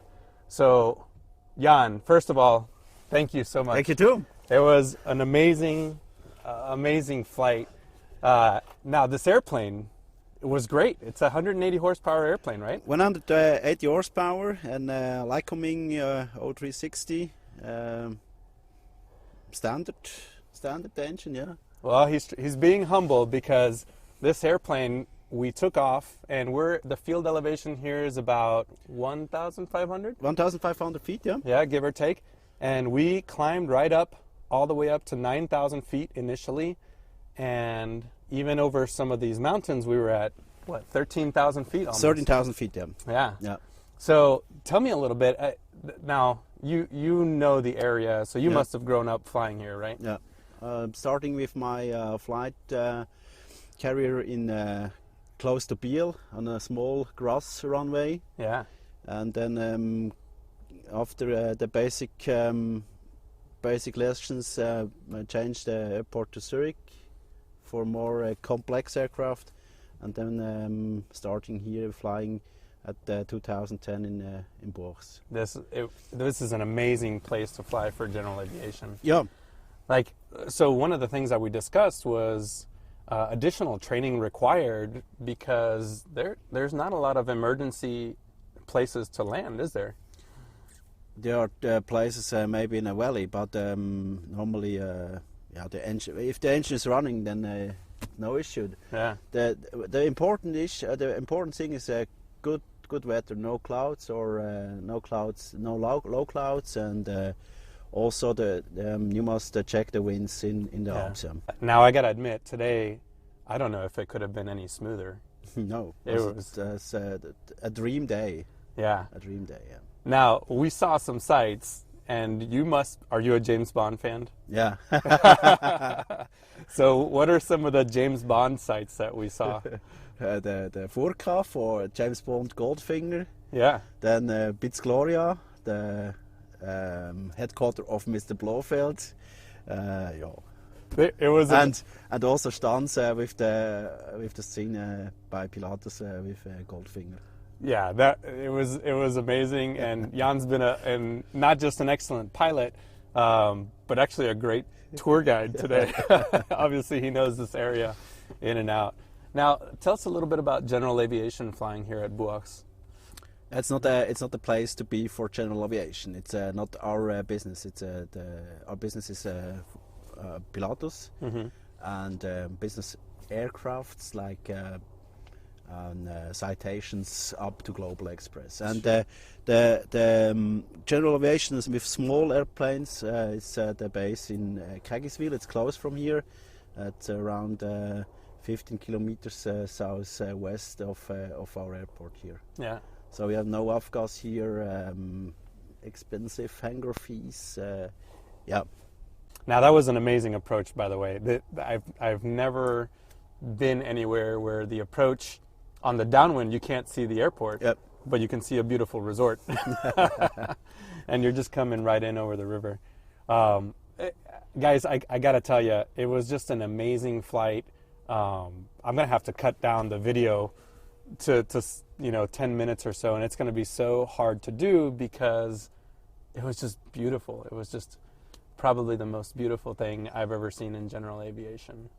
So Jan, we actually always end the interview with one question, which is, if you could fly any airplane in the world, money is no object, current, past, future airplane, what airplane would you fly? Beach Bonanza. A Beach Bonanza. That's a beautiful choice. I love the Beach Bonanza too. Jan, thank you so much for the flight today. Thank you for being a gracious host and an excellent guide and just an amazing representative for Switzerland, honestly, this goes around the world. Thank you so much, sir. Thank you. Wow. I have cool. No words. I literally have no words. Armando, great work there. And, Jan, what a lovely man, eh? What a top bloke. Yeah, he really was, and he really impressed me. So a couple of people in the chat room have mentioned Wingley, and we've talked a little bit about Wingley and where it sort of fits in, and we actually talked about it. So this was my first time using Wingley, and this was Jan's first time hosting on Wingley. So we actually had a good chat about it and made sure that we're staying within the bounds of the rules. It is a cost-sharing platform. He can't make money off of this, otherwise it would be a commercial operation. But that being said, I asked him why he was using Wingley, and he honestly just wants to share general aviation. Him and his wife talked about it, and as you can see, I've been flying for a long time, and it was an amazing flight. The most incredible scenery. I mean, it is literally the greatest scenery I've ever seen. That's what I said. I said in the chat room, in all the hours that I've flown in around the UK here or in East Anglia during the time I was learning to fly, I'd look down and think, wow, this is amazing scenery. The fields, East Anglia, but that is next level. There's something quite surreal, isn't there, about sort of flying like literally between mountains. So you're flying. What was the altitude roughly there? About 1,000 feet. So that's another thing is, sure, we were maybe at 1,000 feet above ground level, but we took off and went right up to 9,000, and our highest altitude was 13,000 feet. And now I had to cut this video down quite a bit. So what you didn't hear was a lot of conversation. He was very safety conscious. He had a Garmin watch with a cabin altimeter, you know, and he kept asking me, hey, are you feeling all right? We're going up to 13,000. He told me the time limits that we could be up there. And then on the descent, you know, he was just incredibly safety conscious. And I think that came because he loves what he does instead of, he's not trying to build time or anything. So, and it was just great. And another thing in the chat room was about emergencies. Well, you're at 13,000 feet. So that's a long time. If you can get that airplane turned around and back down the valley, that's a long time to glide. Yeah. So we talked a little bit about that. So it's just a great experience. I think one of the images that will sort of stay with me from that is, and Carlos, when we were chatting here in the studio, and he was showing it to me, and it's like literally I don't know what your altitude was then where you were flying, but the mountains were taller than you. Oh yeah, and that's that's such a surreal sort of thing. So you're clearly quite high up, but the mountains were still taller than you. Above us, yeah. I mean, just amazing. I mean, what, Nev? Anything to add to that? I mean, just. Yeah, I'd like double the number of engines. I think. Right. one not quite cutting it for you, Nev. Then. No, it did. But no, what a great video, Armando. And no, it was very, very spectacular to see all that. It's the most beautiful surroundings around the Swiss Alps. Yeah. Of course, when we're in regular passenger aircraft, commercial jets, we obviously we see some of it, but we're way up there at 39,000. Yeah, whatever it is. That one location, the Piz Gloria, we were close enough that I could see the writing on the side of the building that said 007 filmed there. That is that's so cool. Incredible. I remember that film as well. I remember that. I saw that. I think it was only on a few weeks or weekend ago. It's on over. It's on virtually every bank holiday, surely. But so for those of you who listen to the audio show, don't forget, if you want to see this video, do take yourselves over to our PTUK YouTube video account. The video itself isn't actually on our YouTube page, but what you will find, you can either watch it as part of the show.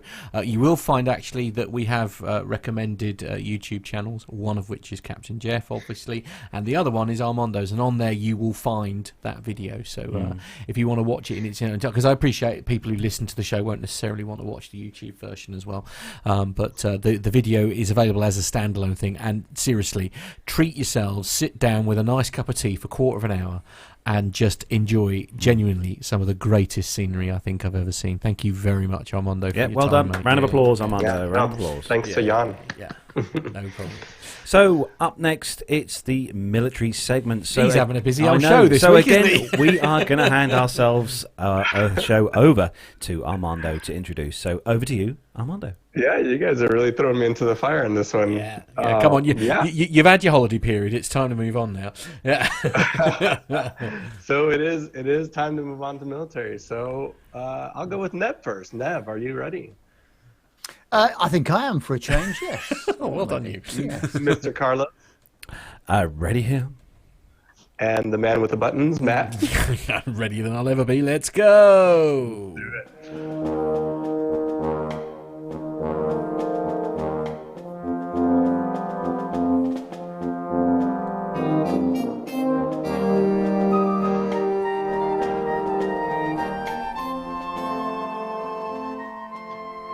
So this first story is, I'm having a very emotional show. This is also near and dear to my heart. So I have been part of the Civil Air Patrol for 25 years back in the U.S. So it's the Air Cadets in the U.S. And this story is from the Civil Air Patrol, which is the United States Air Force Auxiliary. So this Texas Wing cadet, Miss Emma Harrington, became the first Civil Air Patrol cadet to earn her private pilot certificate through the new Cadet Wings Program, part of the organization's Youth Aviation Initiative, funded by the U.S. Air Force. Ms. Harrington earned her certificate after passing her FAA private pilot practical test.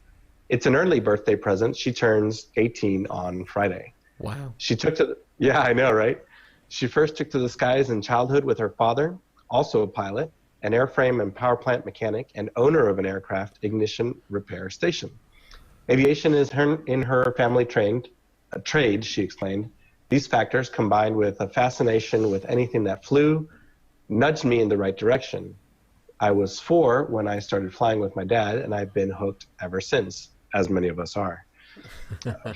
Flying is a sensation unlike anything else I've experienced. I love every aspect, from rotation to the chirp of the tires on the pavement. It's my happy place. I love the world. I love seeing the world from a different angle, something many people don't ever get to experience. So with this passion for flight, the Civil Air Patrol was a natural fit for Ms. Harrington. She is a Cadet Chief Master Sergeant with Texas Wings Sulphur Springs Composite Squadron. That means there's adults and youth in the unit. And she is on her way to becoming a Cadet Second Lieutenant. She joined the Sulphur Springs Squadron April 2017 at the age of 16, drawn by the commander's enthusiasm for her aviation aspirations and the fact that the unit had a Cessna 172. She had no idea that her first flight with Civil Air Patrol would lead to so many more. Orientation flights are the most important part of a cadet's journey through Civil Air Patrol, and most importantly, they are free. Wow. After taking advantage of all 5 orientation flights offered to cadets, Harrington attended the Shirley Martin Powered Flight Academy in Nacogdoches, Texas, one of CAP's national flight academies. An important part of Cadet Wings is that acceptance is based entirely on merit and motivation. Harrington said, "It gives aviation crazy cadets who have the drive and the discipline to the chance to get their license. It's also the answer for those who cannot afford flight training but are desperate to fly." And it's a little bit longer article, but you can go to civilairpatrol.news and read the entire article. I'm sure it'll be in the show notes. This is just a great program, and just recently, both the National Commander of Civil Air Patrol, Major General Smith, and the Chief of Staff of the Air Force, General Goldfein, they were both talking about how important the Air Cadets and Civil Air Patrol is to developing pilots. So I think they've invested over $1 million into just getting aviation enthusiasts their licenses at a young age. Am I right in thinking, Armando, that she's obviously quite young, but she can go straight from this into the U.S. Air Force? So absolutely, she'll have the option of either enlisting in the Air Force, or if she chooses a path to go through college and one of the commissioning sources to be a military pilot, or the commercial and business aviation industry in the United States is very familiar with the Civil Air Patrol. So I think even if she chose the commercial path, this would be a great sort of point on her resume or her CV. Oh, nice story. It is. I like a lovely story, isn't it? Yeah. We should definitely have kind of thing. Obviously, we have the Air Cadets here in the UK. We don't really have anything like this though, where it's sort of being essential. I mean, this is being, as Armando was saying in the story. I mean, this is being sort of funded by the government with a view to getting more people in the air, which is great. It's good. I wish I could go back 20 years. Anyway, or 30 years. So the next one, and the next rest, story, I know. The next story is on combataircraft.keypublishing.com. And it's something that we've spoken about in the past on the show in the military segment. It's headline, big year for Red Flag. So Nellis Air Force Base is gearing up for a busy year of Red Flag exercises. 9-1 wraps up this week with 9-2 scheduled for March the 11th to the 22nd. And 19-3 in the heat of July. Yeah, I bet it will be hot. The first of the year is limited to US, Australian and UK participants. We see units arrive at Nellis at varying levels of being prepared, comments Colonel Michael Mathers, 414th Combat Training Squadron Commander. By the end of 3 weeks, units are not just capable of executing their wartime mission with confidence, They are ready for combat. It starts with unit level preparation, making sure that the unit can function as a team. It moves to package integration, which is making sure the functional teams, like strike fighters and bombers, can work together. Then we get to red flag, where multi-package integration comes into play, learning how to integrate different packages, superiority strike and mobility aircraft into one mission to achieve the same goal. We're continuing to improve threat replication, how we focus on the supported commands, and implementing improvements to our debrief process to make the training more effective and efficient, said Mathers. Despite the push towards synthetic training, which clearly has a big part to play in modern training, the live flying element remains extremely important. This is where the air crews learn airmanship, how to deal with unexpected weather situations as they develop. Moreover, pilots want to be pilots. If live flying is minimal and too much time is spent in the simulator, there's a risk that the appeal of the job is diminished. Red flag is all about the live flying. He says, I haven't been flying that long. There are things that stand out in my career. His first solo flight, his first F-35 flight, and his first red flag mission. He says, I don't think I'll ever forget those things, said the First Lieutenant Landon Moores, a new F-35A pilot with the 388th Fighter Wing's 4th Fighter Squadron. Moores is one of a handful of young F-35A pilots who recently graduated their initial training and are currently deployed here as part of Red Flag 9-1. For the initial part of the first mission, he was just kind of sitting there listening and nervous, and he was excited as well, he says. Then the training kicked in. For the biggest difference between this red flag and the first with the F-35A 2 years ago is that we have a lot of pilots on their first assignment, said Lieutenant Colonel Joseph Morris, 4th FS Commander. Putting them alongside more experienced wingmen is what red flag was designed for.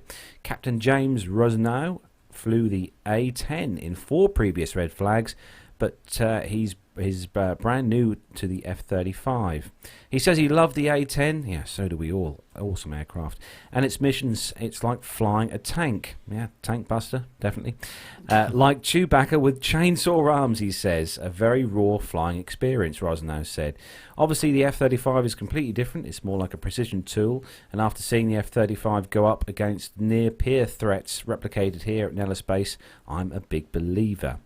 Now, this whole red flag exercise and stuff, obviously, as they go on about the live flying, I think any training, I think you'll agree, Armando, any training that's done, military training, I think is always better done live with actual, real live flying and live targets. Absolutely. When you have the imperative of safety to worry about, and you can't just reset the simulator, this is incredibly challenging. The scenarios that the cadre comes up with at these exercises is very realistic to what we're seeing nowadays, but it's also realistic to what we may see in the future. So the idea that the U.S. and our closest allies, the UK and Australia, are able to get out there for a couple weeks and really just work out how we work with each other, that's going to be incredibly important. Invaluable experience as well, really, for everybody involved. Yeah. So the next story, Nev, is... no, I think it's me, actually. I think next, yes. Was it? Yes, I seem to recall. It is Matt. I went out of order. Yeah. It is you, yes, Matt. well, no, because I'm reading the show notes, you see. So, sorry, it is Matt. Absolutely. So this is on the aviationreport.com. And you read the show notes? I know. Okay. I know. Shocking news, isn't it? And Armando, you sort of touched on this sort of briefly, actually, because you were trying to get into the factory, weren't you, while you were there? But the Swiss government officially took delivery of the Pilatus PC-24. The Swiss government officially took delivery of the Pilatus PC-24, ordered in 2014 on the 18th of February 2019. The brand new PC-24 super versatile jet replaces a business jet supplied by a North American manufacturer and previously used for government flights. So the president of the Swiss Confederation, I don't even know how to pronounce that. Do you know what the name is, Armando, so I don't embarrass myself? No, okay, good. Anyway, so he is the president of the Swiss Confederation. He took delivery of the PC-24 at a simple handover ceremony. I want to say Uli Mara, I apologise if that's not right. Sounds good to me. Yeah, we'll go with that. So it was a simple handover ceremony held in Bern. The Swiss Air Force will operate the aircraft for the Swiss government. The government jet sports a modern white-grey livery with striking Swiss cross on the tail fin, plus the word Swiss Air Force. The aircraft serial number is 121, indicating that it is the 21st PC-24 to come off the production line. The military registration is T786. I'm delighted the Swiss government opted for a Swiss product and will travel aboard the PC-24, the new Swiss Air Force One, in future. This choice sends a very important signal for our brand new business jet. I'm confident that other governments will adopt the PC-24 once they see the unrivaled opportunities and flexibility which it offers, commented the Pilatus chairman Oscar J. Schwenk. Cost-effective and versatile. The generous cabin with flat floor offers sufficient space for 8 passengers plus crew and luggage. In addition to the spacious cabin and speed, government passengers will also enjoy other benefits such as large cargo door fitted as standard and the jet's ability to use very short runways. In other words, the Swiss federal councillors can now fly closer to their final destination, thereby saving precious time and presumably resources on the ground, of course, because if you haven't got to have, sort of lots and lots of cars and things all waiting for you at the other end, you can get closer to your end point. The aircraft will be used primarily for travel within Europe. The PC-24 has a range of 2,000 nautical miles, that's 3,704 kilometres, and flies at a speed of 440 knots, that's 40 knots, which is roughly 815 kilometres per hour. The PC-24 is much less expensive to operate than jets of similar cabin size. Pilatus is proud and thanks the Swiss government for its confidence in the brand new Swiss business jet by Pilatus. The management and all employees are delighted that from now on the government will fly in typical Swiss style with the Pilatus PC-24. I mean, I quite like. There's something that I quite like about the Swiss government using a Swiss-built aircraft. There's something quite tidy about that, isn't there? Yeah, it's a beautiful airplane, and I don't know that there's very many business jets that can do unimproved strips. So there's good YouTube videos of this thing landing on dirt and gravel and still got a big old cargo door on the side. I can't help but feel that's the only trouble with the Swiss Cross. It does look like it might be an aircraft that's being used to sort of medical evac rather than necessarily the Swiss government. But actually, Matt, if you want to purchase yourself one of these, right? We always like to know how much these are worth. Absolutely, yeah. So if you want to buy yourself one of these, Matt, bus driver wages are amazing. For our US listeners, you can get one of these Pilatus PC-24s for around about $8.9 million, which in today's exchange rate for our UK listeners is around about 7.7 million. Oh, cheap as chips. Pounds, yeah. So, bag yourself a bargain. Right, bag yourself a bargain. There you are. You heard it here first, ladies and gentlemen. Well done. I know. So moving on to the last story, and Nev, this is a bit of a tearjerker. Awesome story for you to read this week. I think it's a lovely story, this one, isn't it? And it's on the AP News. And it says that Tony Faulds has a routine when he visits the memorial for 10 American airmen killed in World War II. First, he kisses his finger and lays it on the metal plate bearing their names. Then he sits beside the rock, laying a shaky hand on its smooth slope with the care of someone offering comfort to a loved one. As he taps the stone, Faulds tells the airman about the weather and his plans for the day. It's the least he can do because Faulds believes that the young Americans sacrificed their lives to save his. The pilot decided not to land his crippled plane at Endcliffe Park in the English city of Sheffield to avoid a group of children on the grass.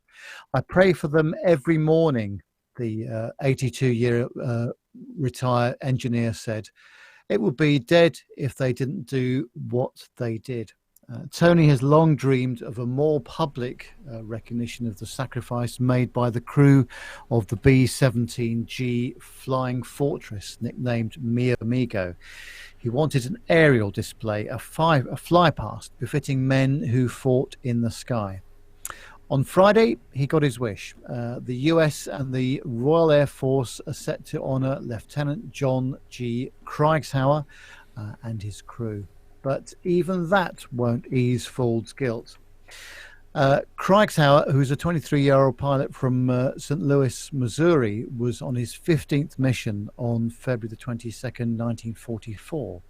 On board with him were young men from every corner of America. Second Lieutenant Lyle Curtis of Idaho Falls, co-pilot Second Lieutenant John W. Humphrey of Wyoming, Illinois, navigator Second Lieutenant Melker Hernandez of Los Angeles, bombardier Staff Sergeant Robert Mayfield of Raymond, Illinois, radio operator Sergeant Vito Ambrosio of Brooklyn, waist gunner Staff Sergeant Harry Easterbrooks of Mount Valley, Kansas, flight engineer and top turret gunner Sergeant George M. Williams of Faxon, Oklahoma, waist gunner Sergeant Charles Tuttle of Raceland, Kentucky, and ball turret gunner Sergeant Morris Robbins of Manor, Texas, rear gunner. The mission was a daring daylight raid on the Aalborg airfield in occupied Denmark, a key fighter base that protected Germany from Allied bombers. Mi Amigo was hit in the attack and limped back across the North Sea, trying to get to its base in Shelverston in England. But the weather was poor. When the plane broke through the clouds looking for somewhere to land, it was over Sheffield, which was 80 miles northwest. Tony was almost 8 years old, and that day he had gathered with other children for a schoolyard brawl in Endcliffe Park, an oasis of green surrounded by terraced houses.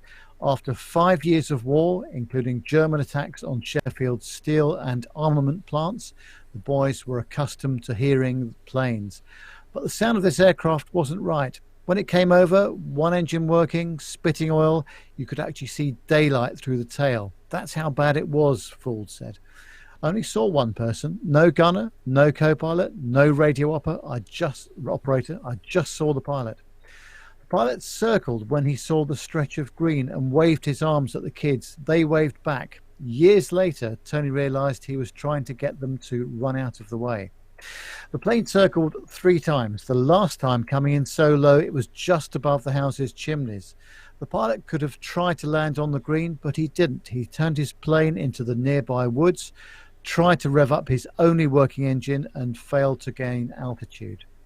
They could have saved themselves, Fould said. I put myself in their place many a time and thought it was wanting to land there where the children were on. But I would think to myself, well, I'll land and hope I don't hit them. But Mi Amigo's pilot made another choice. The plane crashed and there were no survivors. Fould has been racked by guilt ever since, wondering why he was blessed to go on with his life, to have children and grandchildren when the men on that plane were not. I can't see anyone else doing what these lads did, giving their own lives for a foreigner, he said. I killed these lads. The story is incredible, isn't it? And It is. Very, very emotional indeed. And the BBC have done some great coverage on it too, They have. which hopefully have been playing out as well. Yeah, indeed. And I must say, I know. I mean, to be fair, it was. It was a sort of a chance meeting, wasn't it, between Tony and a local, well, not a local reporter because he was doing BBC Breakfast News at the time, a chap by the name of Dan Walker. And really, I mean, you know, credit must go to Dan really there because he helped to bring the story to the forefront to help Tony literally get his fly pass. And you do worry maybe that perhaps he wouldn't have got it without all that media interest. So I mean, I think credit must go. I mean, Dan's been very humble about his involvement in trying to get this sorted, but actually, you know, credit must go to Dan Walker for sort of helping to get Tony what he so desperately deserved. I mean, what that guilt must stay with him. Do you know what I mean? When you become older and you realise that you're trying to get everybody to get out of the way because he could have perhaps landed more safely on the playing field, etc. You know, it's just such a beautiful story, isn't it? It's nice to and you know, I doth my cap to you, Armando, and everyone sort of obviously with the American Air Force because you guys came up trumps really, I think, with this. Well, I think that's any military force.